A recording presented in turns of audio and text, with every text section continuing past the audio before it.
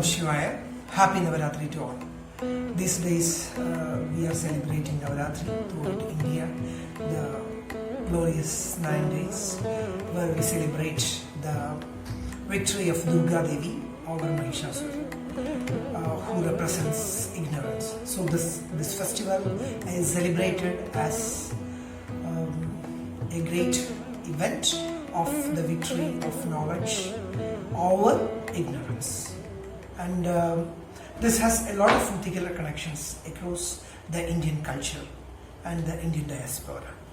The events, the victory of Sri Rama or the victory of Pandavas in Kurukshetra, it has strong relevance, strong connections to the event of Navarathri. And even in Bhagavad Gita, before the start of the great battle, Lord Sri Krishna advises Arjuna to praise Goddess Durga for his success. So this is a small effort to get into the ritualistic, social and individual aspects of Navaratri and its significance and importance in Indian life. Ritualistically, these 9 days where we celebrate Goddess Devi in various forms. Actually, according to Indian mythology, the whole life is being considered as Prakriti and Purusha. The Trimurti concept is famous, whereas the Prakriti indicates the feminine aspects of human life. Not any individual is 100% man or woman. So the feminine aspects of human life has to be identified for deeper understanding and manifestations of the potential capabilities of every human being. In that way, the most prevalent form of the Devi aspect is Lord Saraswati, where we know Lord Saraswati as known as the goddess of knowledge, and then as goddess Lakshmi of the well-being, and then goddess Durga for Samhara. So these Navaratri days we celebrate the goddess of knowledge, Saraswati. Saraswati namastubhyam varade kamarupini vidyarambam garishyami siddhir bhavadu me sada.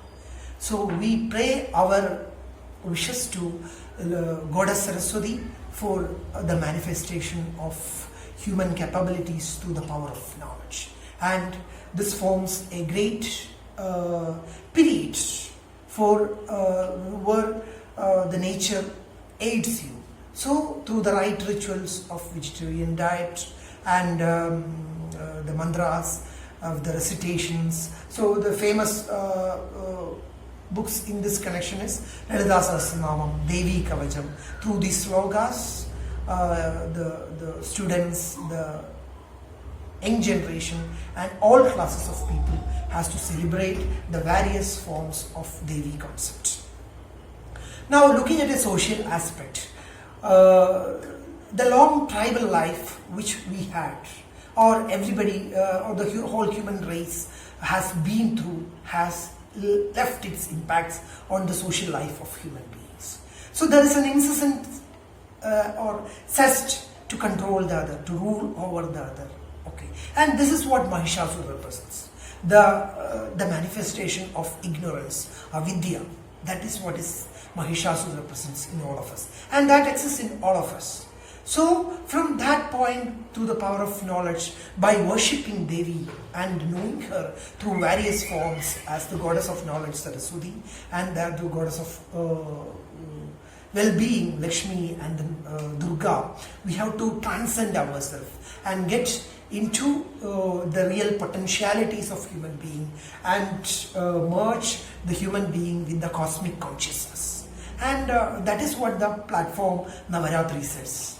So let this season be worth and nourishing for all of you, and I wish all of you can gather along in the great temples and celebrate Navaratri and get to know Goddess Devi in multiple forms. Lalita Sahasranamam put it across in very simple mathematical formula. Ichashakti, Jnanashakti, Kriyashakti Swarupini. So the Lord Amma Mahamaya or Devi is being known in three forms. So Navaratri again sets the right platform for all of us to get into or to nourish these various manifestations of the human life, and thus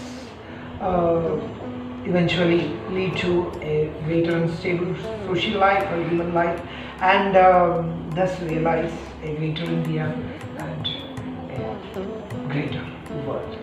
So happy Navaratri wishes to all, and Vijayadashmi on the 10th day.